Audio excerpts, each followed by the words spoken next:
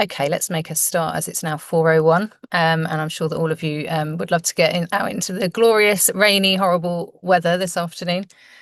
So thank you very much for joining us. My name's Elena and I work for GovernorHub. I'm hosting today's webinar, and my job is quite easy really because I'll be handing over very soon to Jamie and Scott who are joining us this afternoon. Thank you so much for joining us. We're really looking forward to this. I just wanted to, before we get into the kind of content of the webinar, I just wanted to flag a few pieces of support that we can offer you at Governor Hub and the Key. So as governors, we have a learning pathway all about attendance. So if you haven't yet checked that out, please do. We're all governors ourselves. We know how busy you are. So this is a group of articles that will help you in terms of monitoring attendance in your schools and challenging your school leaders. Very succinctly written, hopefully no waffle at all, unlike me today. And they should be able to give you some really good options in terms of monitoring attendance. So, for example, questions to ask your school leaders. We also have quite a lot of content. I know that we've got a few head teachers joining us today, and I know that some governors and trustees might want to signpost useful resources with their school and trust leaders. So please do also check out some of the resources that we have over on the Key. We have, for example, model policies. We have lots of training and articles to help you navigate this. So all of the stuff that we're going to learn about today, about things that your leaders should be doing, the Key can support you with actually doing that. Okay. We also have in November a live class, actually starting a CPD class for school leaders, all about attendance. So we'll include links to those things in our follow-up email. So don't worry too much today about trying to note anything like that down. We will follow this up in our follow-up afterwards, if that makes sense. Very shortly, I'm going to hand over to Jamie Bowden, who's a policy advisor for the DfE, and also Scott Walker, who's joining us today, who is an advisor to the DfE on attendance. We've disabled the chats for today's webinar, but we've enabled the Q&A. So if you have questions for Jamie or for Scott, please do pop those in there.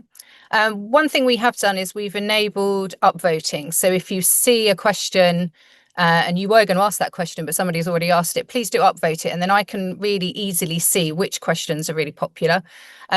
There's a chance we might not get to ask all of your questions because I'm sure that Jamie and Scott have got lots of information they want to cover this afternoon. But please be rest assured, any questions that we don't manage to get to, or if there's something that Scott and Jamie aren't sure about, because perhaps it's not, an area specifically that they work with, then we will address those again in the follow-up afterwards. So lots of admin from me there. But I'm going to stop waffling on now. I'm going to hand over now to Jamie Bowden, who's joining us from the DfE today. Thank you for joining us, Jamie. And I'll hand over to you. Thank you. Good morning, colleagues. My name is Jamie Bowden. I work in the attendance team at the Department for Education. Before we get into this and the contents of this slide, I wanted to just reflect on the last academic year. Because I'm sure lots of you saw in the sort of media that we regained 5 million school days over the course of last year compared to the year before. So that's 5 million days that 5 million more days that pupils are in school, which is just an absolutely fantastic achievement. And I don't underestimate the role that you as governors and trustees have the role that you played in that. So the first thing I wanted to do is say thank you, and Scott will talk a little bit more about that later. We're really lucky to have Scott Walker with us today, who's one of our department's advisors on attendance and who works really closely with schools, LAs and academy trusts on attendance, and really over the years has gained a real good understanding of what works. So we're really pleased that he's going to be able to share some of those insights with you today. Before we do that, though, I'm going to just run through a reminder of those statutory duties on governors set out in the Working Together guidance. And then after Scott has shared some of those reflections, I'll be plugging a couple of the data reports that we've made available to school leaders to share with governors. So very quickly, the Working Together guidance has been statutory for just over a year now. So hopefully lots of you or all of you on this call will recognise some of this. But we thought worth just reminding you that there are a series of expectations that are put on academy trustees and governing bodies, which are your statutory duties. So for all pupils, that includes taking an active role in attendance improvement and supporting your schools to prioritise attendance, and really working with the leaders that you're supporting day in, day out to set that sort of whole school culture around good attendance. You're responsible for ensuring school leaders can fulfil their statutory expectations and duties, and use data to understand those patterns of attendance, compare against other local schools, and identify progress of areas and where greater focus is needed. And we'll come back on that specific point. You're also responsible for ensuring that staff receive adequate training on attendance, which Scott will talk you through a little bit more. Then we have those pupils who are at risk of becoming persistently absent or severely absent, or have other attendance barriers such as special educational needs and disabilities. And with those groups of pupils, we're asking you to take a more regular review of attendance data to help school leaders focus that support on those pupils who need it most. Then there are a series of duties related to looked after and previously looked after children. The governing body or academy trustees should be designating a member of staff to have responsibility for the educational achievement of those pupils, which includes attendance. And again, back to that monitoring review of attendance, of how that cohort of pupils are faring in relation to the policies that the school has in place. There is monitoring and accountability attached to some of this. So Regions Group will consider a trust's efforts on attendance as part of their decision making around commissioning and other bits and bobs. And then finally, I'm sure lots of you will know that Ofsted will consider the governing body's efforts as part of inspections, and lots of you will have seen that Ofsted has responded to that consultation, and we do expect attendance to be a much more visible part of the inspection framework when it is introduced later this term. That's all I wanted to say on the guidance and the sort of statutory responsibilities. But I think what matters here is the how. So without further ado, I'm going to pass over to Scott Walker to talk you through some of his reflections. Scott. Thanks, Jamie, and good afternoon, everyone. And apologies that you can't see me. I've got tech issues this afternoon. Not sure what happened. It all worked perfectly well when I tried things earlier today. But the important thing is you'll be able to see the things on the screen. So lots to get through. I shall keep saying next slide, please, if we can move things forward. Can we move things forward? There we go. And it's worthwhile considering why we're still concerned about school attendance. And basically, we know that school absence impacts pupils' outcomes. And it's interesting, the statisticians have done a lot of work on this, and they've found that pupils who attend almost every day, that's the pupils that are in the 0 to 5 absence band. I shall keep coming back to the bands. Jamie will talk about them later on. But statistically, they're twice as likely to get good grades in English and maths than those who miss a day a fortnight. That's the second absence band, the 5 to 10% absence band. So clear impact on attainment. Teachers are spending a lot of time on catch-up. The estimate, if it just takes 1 minute of catch-up for each missed day, it's equivalent to 1,000 full-time teachers. We are keen to reduce teachers' workload, and therefore more children that are in school, the better. The statisticians did some great work looking at pupils who were persistently absent 18 or 19 years ago, and found that in last year, on average, if these children, when they were children, if they were persistently absent, they were 10,000 a year worse off in terms of their annual income. And if they were severely absent, 20,000 a year worse off. So huge impact on annual earnings and earnings over lifetime. We know that mental health is an increasing worry, and there's a lot of evidence to suggest that persistent absence and poor mental health are interlinked, and one sort of doubles the effect of the other. So a real need to try and get children to school. The crime stats I found staggering, and that the proportion of children that had been cautioned or sentenced for any offence that had ever been persistently absent was 81%. I think that's quite remarkable. And the link for serious violence, that was 85%. So it's the potential link to children making not the right life choices and getting into crime is significant. And of course, lots of work's been done on reducing NEETs, those children not in education, employment and training, and persistently absent pupils are 4 times at greater risk of becoming NEET. So lots of reasons there why we need to focus on school attendance. Next slide, please. So let's look at the positive things and what's making the difference. And Jamie mentioned the 5 million days. I'll come back to that later on. But not surprisingly, leadership, keep clicking down a little further, please. Yeah, click for the slide. That's great. We know that leadership is a big factor, and the close involvement from the head or principal is absolutely crucial. The senior attendance champion, which every school should have one by now, needs to be effective in their role and with space to focus on attendance. Too often we've found that the senior attendance champion, the assistant head or deputy, has got a weight of other responsibilities in senior leadership. That could be overseeing safeguarding, behaviour management, line management duties, and in the past they've had too little focus on attendance, and consequently clearing the decks a little bit and allowing these leaders to focus on attendance has brought some significant gains. They're often the ones to analyse the data, crunch the numbers, and I sometimes question, is that where their skill is? They're normally really skilled at dealing with children and parents, and perhaps other people can crunch the data. So actually making sure that the senior attendance champion can quality assure all parts of their attendance system and be able to answer questions that you might have as governors and trustees on how the improvement journey is going in terms of school attendance. That means how effective are their attendance teams, the attendance officers, family liaison mentors, those sorts of things, their work with class teachers and form tutors, looking at the quality of form time, and even the links to the local authority.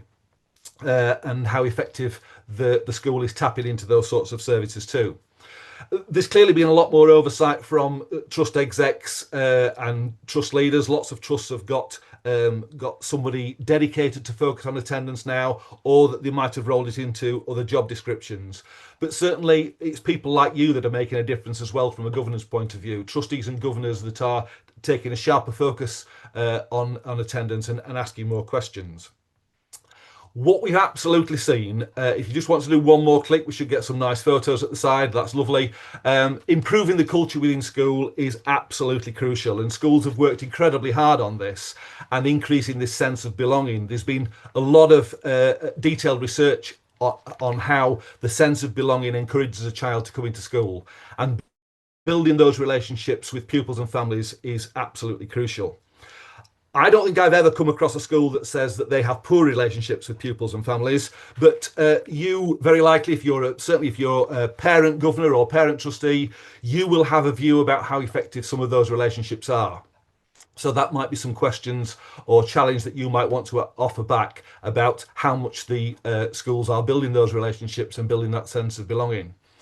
The quality of the meet and greet might seem trivial, but it's absolutely a factor in affecting children coming into school, the way they meet class teachers in the morning, form tutors, subject teachers, and particularly if they've missed lessons. What happens when they've missed lessons? If they've missed a day, missed a week, or missed a series of lessons. Lots of teachers have spent lots of time sequencing the curriculum, particularly over the previous Ofsted framework. And the curriculum now is very well structured, and there's a fair chance that some of the children have missed some crucial concepts and things. So what's been done to help the children regain some of that lost time? And they might be questions that you want to ask some of the people in your schools. Rewards, incentives and sanctions is something that I seem to spend an increasing amount of time chatting about to schools. And it's worthwhile thinking, what's your approach in your schools? Does it need more rewards and sanctions, or more incentives, or indeed does it need less? And critically, is what happens in your school, does it work? How do the leaders in your school know that their approach works? Is the data on attendance improving? So these are some of the things that you might want to consider. I've got a slide later on that you'll be able to have later on with a whole series of questions on, but the whole thing around rewards and sanctions does affect the culture of the school. Worthwhile saying that some schools don't reward at all. Their idea of competitions and draws, they don't think they should do that. I have to say more schools do, but it might be something about the culture that you want to explore with your schools. Lots of schools have done things that actually have no cost at all. So things like a queue jump pass for lunchtime, so they get into lunch early, access to a games console at social times, even tea with the head teacher is something that a number of schools are using to encourage children into school. They get the chance to meet the head and a more direct conversation. The absolute key is hooking into pupils' interest. And I've seen some great work taking place in lots of schools. Worthwhile saying that for the primaries, some of the primaries, rather than rewarding children, they've rewarded the parents, because the parents are responsible for getting them to school in the first place. So in primaries, rather than giving prizes to the children, they've given incentives to the parents, and that might be Amazon vouchers or supermarket vouchers to certainly help parents that are struggling to make ends meet, and they have had some significant impact. And these might be something that you want to check through with your schools. Next slide, please. Staffing is clearly something that lots of schools are concerned about, and as trustees and governors you might want to question how the staffing is allocated to attendance, and indeed has that changed since COVID, because a number of schools haven't changed their resources there despite the fact that attendance is a much bigger problem. So attendance teams, what are their roles? Often they are support staff, and very often they are less well trained.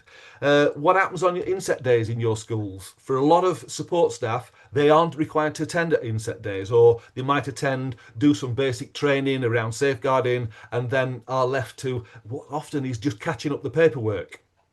This, where we've seen some great increases in attendance, it's where schools are using this time more proactively and actually doing some dedicated training with these staff who are making a real difference with families and children.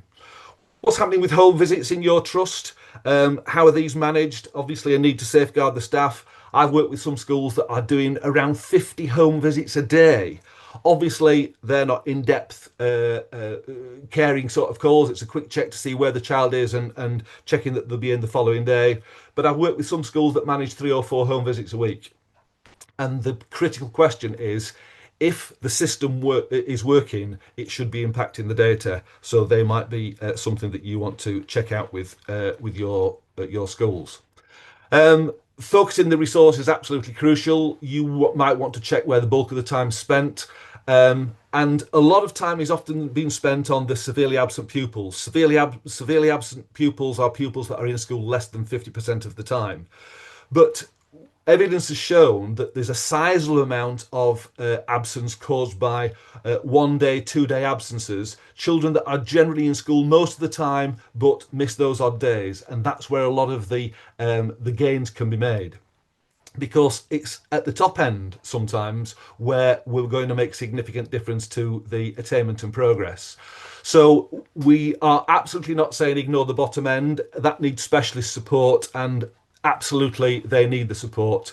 But targeting the attendance team to look at the children in the absence bands that are towards the top end, you know, the ones that are approaching persistent absence, so that's the 90 to 95% attendance band, and equally the ones that have just slipped into persistent absence. You may want to look at those and see whether the right sort of resource is focused on those things.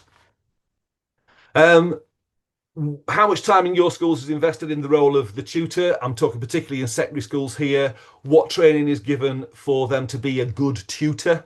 Often a lot of resources put into the quality of teaching, sometimes less so in the quality assurance of tutor time and whether those sessions are really effective. So that might be something else that you wanted to look at. We always say that attendance should be everyone's job, and that is part of the working together guidance that it is everyone's job.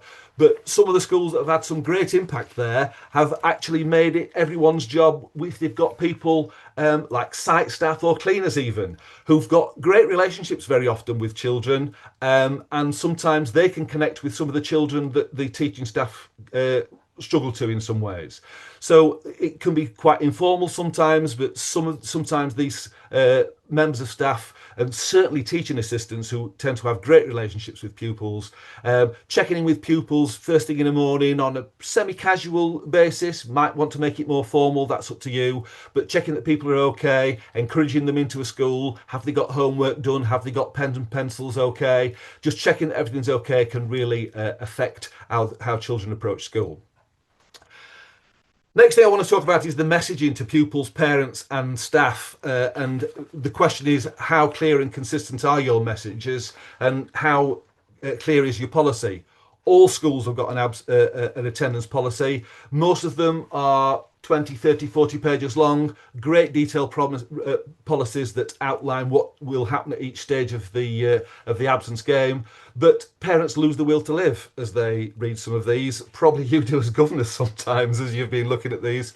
So what some schools have done is they've taken these and distilled them down into 1-2 pages for parents in parents' language and parents speak. And if you want to click for the next slide, please. They've changed the message sometimes. They've looked at absence rather than attendance because generally speaking in schools, 90% is good, isn't it? In any test or anything, 90% is great. In attendance terms, 90% is not great. So sometimes they've shifted the conversation to look at the whole notion of absence and the time that's lost. Sometimes converting that into missed lessons and things can be really useful. If you want to click the next slide, please. There's a couple of examples that I've picked up in some schools. The one on the left is from a school in Northampton.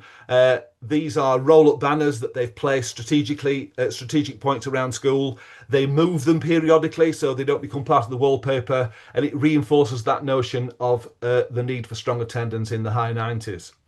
The one on the right I took from a primary school, great primary school in the northeast, where they distill it down for parents into 3 simple terms. They're either on track, at risk, or off track.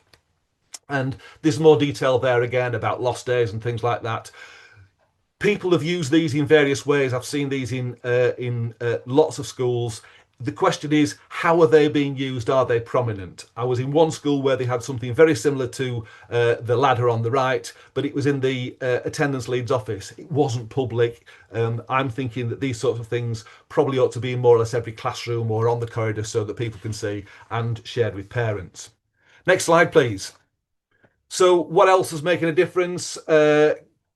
Part weeks often means poor attendance. One more click if you can, and we should get a picture at the side. Yeah, that's great. Oops, go back one. Go back again. That's it. That's the one we're looking for. So sometimes part weeks are unavoidable, particularly around Easter, but you might be asked as governors and trustees for extra inset days occasionally. You might ask how they're going to be planned. And if possible, I would say always try and avoid part weeks. Where you have got part weeks, what are your schools doing to incentivise good attendance on those where part weeks are unavoidable? And some schools are almost creating the fear of missing out so that pupils know what's coming up and really want to be in school on those days when there's a part week. Sometimes worth asking the question, are the last days before a school holiday purposeful? Sometimes they're not. And sometimes parents use that as an excuse to take early holiday. If they can get away to a couple of days before the end of term, it can make a difference. I always say it's very important to make sure those last days are purposeful and have meaningful learning. And just while we're talking about parental holidays, it's something that lots of people get hung up about. Yes, there are still too many parental holidays, but if we looked at the overall proportion of absence caused by parental holidays, it's not massive. So whilst we still want to drive down the amount of parental holiday in term time, it's not half as impactful in terms of the data as you might think. Pupils, parent voice activities, lots of these take place, but often rarely around the issue of attendance. And the schools that have had a great impact on their data, it's often been about chatting to parents and pupils about the issues and what's happening with attendance. Early intervention is crucial. 3/5 of pupils that miss a day in the first week of the term tend to go on to be persistently absent. So that early work that takes place in that first week of term, if children have already missed a day, obviously we're into the second, third week of term now. Checking up on those pupils, encouraging them to be in, so they make sure that they don't go on to be persistently absent. So essentially, anticipating those that are heading towards persistent absence. And I keep mentioning the bands. Jamie will talk about that later on. But every child, where are they in the attendance band? The top attendance band, the top absence band, the top absence band will be those that are absent 0 to 5% of the time. And that's where we want all the children to sit. Obviously, the second attendance band is just before they become persistently absent.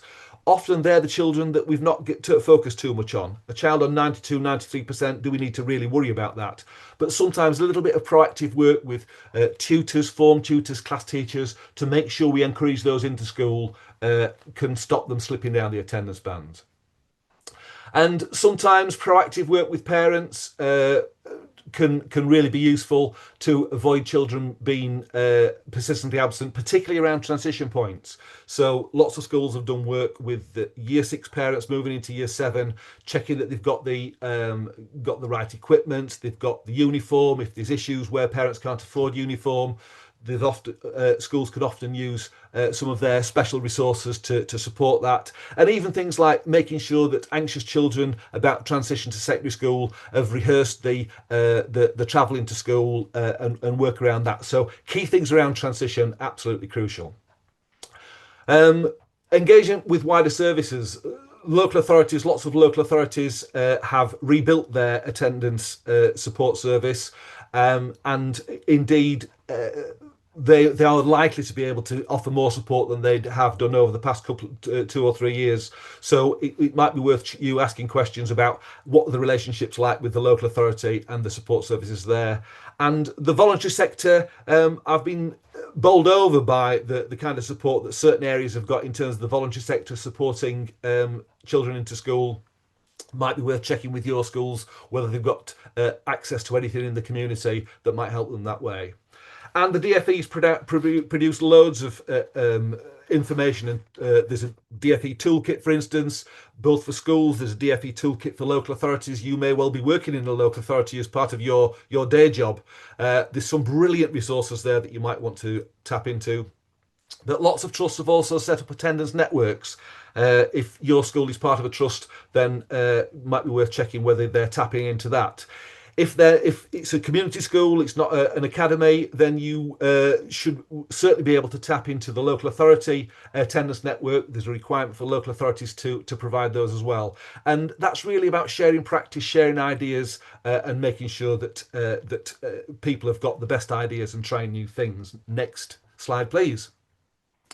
So I would certainly encourage you to look beyond the headlines. If your trust board or governors meetings are anything like the ones I attend, you'll get loads of papers, sometimes sheets and sheets of papers with numbers on. Is that really helpful? Look beyond the headlines, and you might want to ask how they're using the DfE tools. Because it's not just about the school systems. The DfE have provided some brilliant tools through something called View Your Education Data. Jamie will show you some of this later on. And there's static reports, there's interactive reports, there's something called the banding analysis, which is, I think, the absolute key to driving attendance up going forward. And equally, some comparison to similar schools. These are statistically similar schools with children with similar backgrounds, demographics and what have you. And it will help you make judgments about how well your schools are doing in relation to some of the similar schools. So you might want to look at the trends. How are things going over what time period? What's causing the trend, and what are the schools doing to accelerate those improvements? You might want to ask questions about the strategy and whether it is actually working. Just next slide, please. and we should be talking more about data. There we go. Lots of schools are drilling down even deeper into the data. So they're looking at lost days, even down to lost lessons, even reporting to parents on the amount of math lessons or English lessons that some pupils have missed. Some pupils always miss a particular day because of the way timetables work. It may mean that they are missing vast amounts of particular subjects. So it might be worth seeing whether your schools are looking at that. Some schools are looking at what are the best attended lessons, and if that's particular subjects, there's some are rearranging bits of the timetable so that children come in at the beginning of the week to experience what they actually want. Absolutely appreciate that's easier in some schools than others, but I have been surprised at the number of secondaries that are juggling timetables to attract pupils in on because of curriculum. Next slide, please. So lots again about the data, how they're targeting resources, looking at the analysis, really important. You can look at these slides later to look at these in more detail.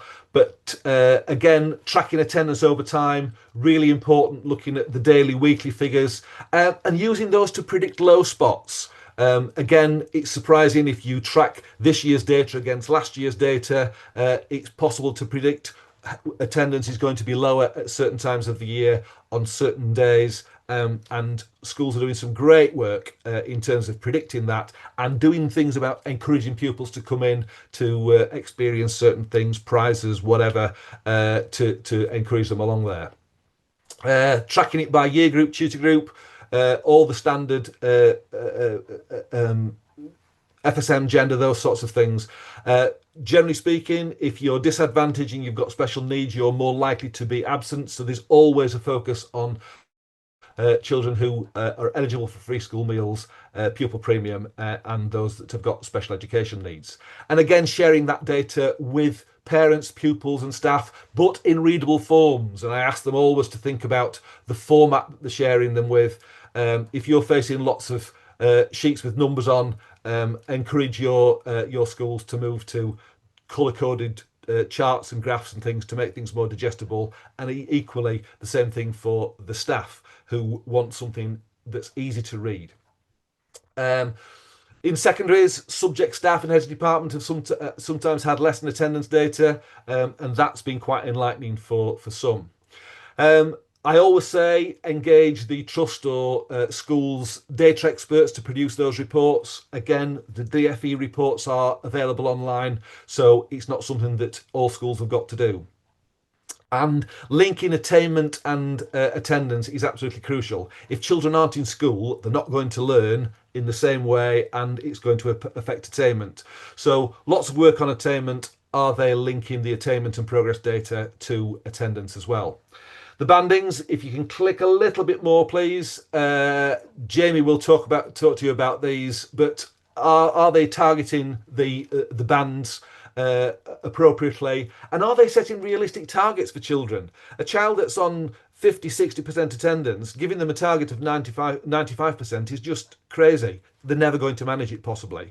So what a lot of schools are doing are setting realistic targets, saying to children, if you are in every day now between now and half term, you will reach such and such a figure. That's the first target. Then they can work on half term to Christmas to reach another target. And the whole thing's become more manageable, and children feel a greater sense of success and less overwhelmed.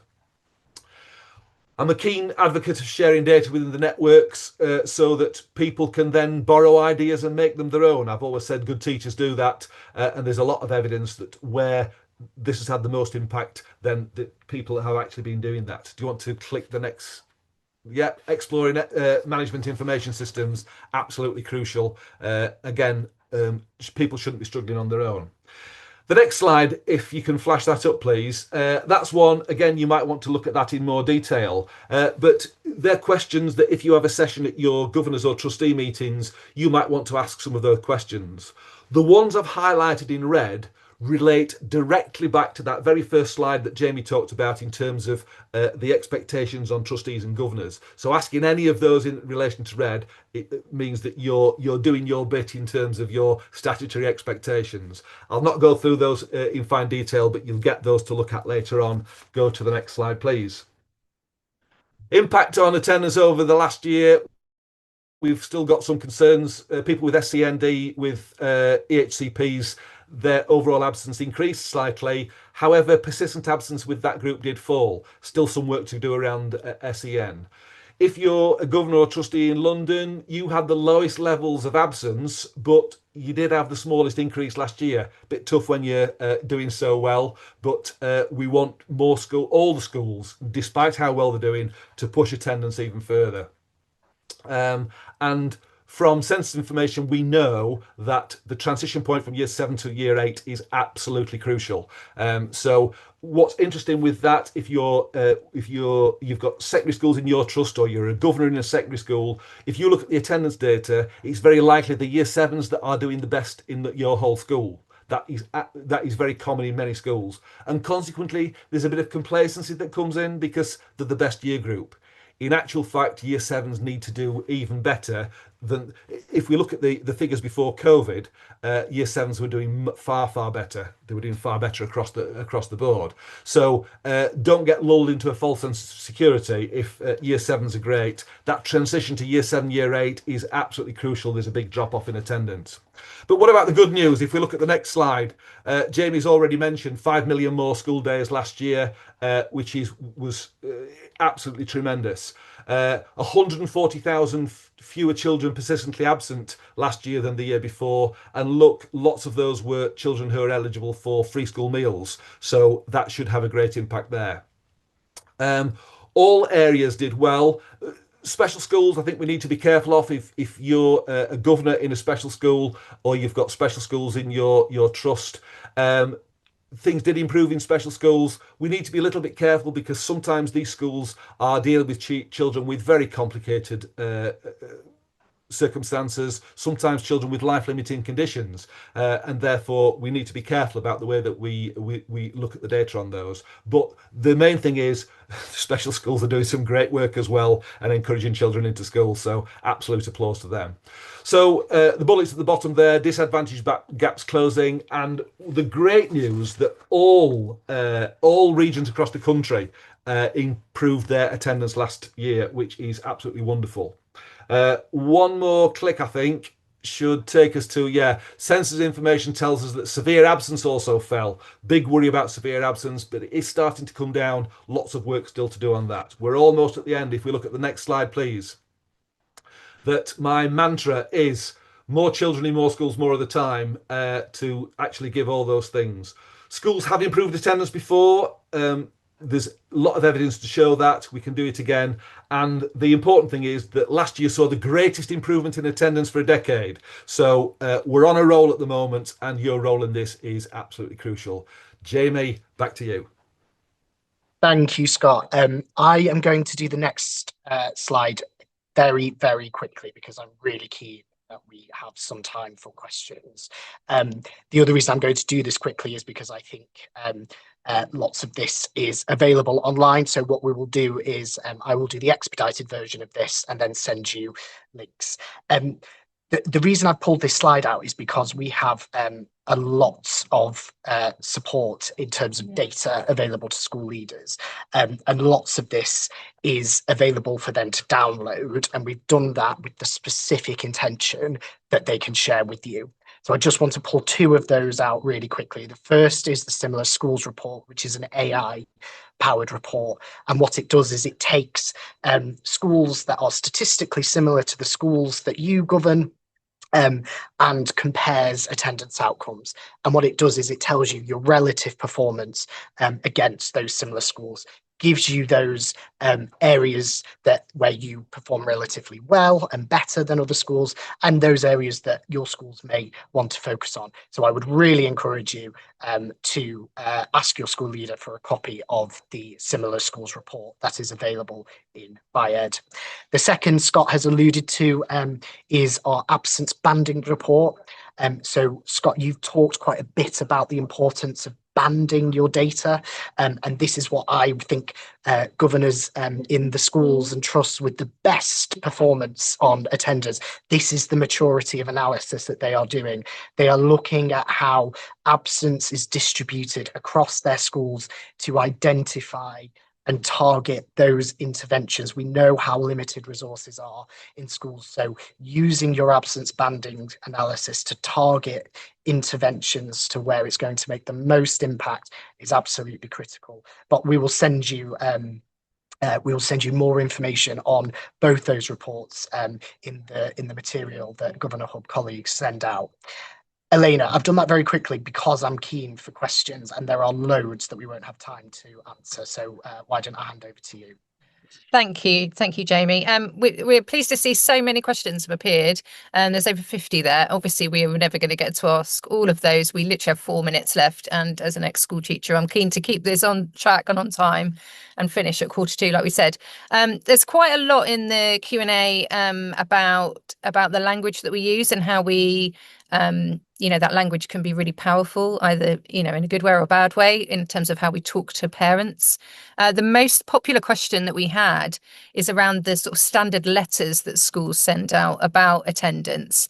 And they contain these sort of generic blocks of texts that talk about, fines and things like that. And, I think it's felt that sort of sets things off on a very negative path. Can schools edit that, and can we kind of steer away from using these generic statements that seem to exist?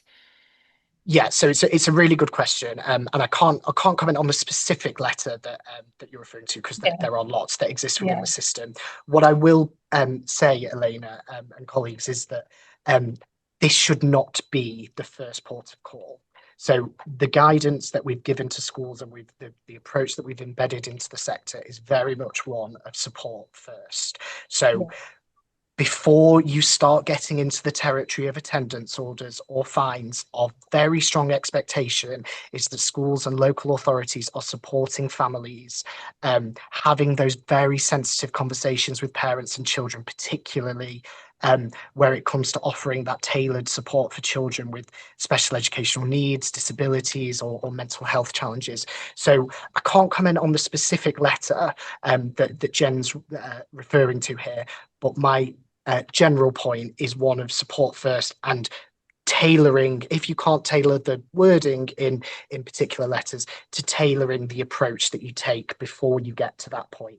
We don't want to see parents fined where there are genuine and distressing reasons for non-attendance. Thank you.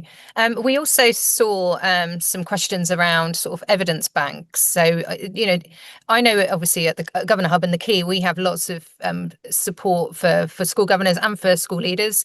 Polly, if it's not too much trouble, would you be able to cycle back to slide 3, I think it is, because we meant to show this at the beginning, but we do have on the Key strategies for school leaders. So there's lots of articles that we have that contain strategies that you can use in your schools. So please do signpost that with your school leaders. And we also have our podcast with Jane Lowe, who's another DfE attendance advisor, and lots of other things, including the leadership course. But other than that, Jamie, is there anything that, any support that the DfE would, other than what I've already mentioned, is there anything else that you sort of post? So we have a huge amount of support available. We've announced a funded attendance and a behaviour hub programme, which will provide intensive and less intensive support for thousands of schools. What we will do is I will try and work with Governor Hub to put all of those bits of support into one place to be able to signpost you really effectively.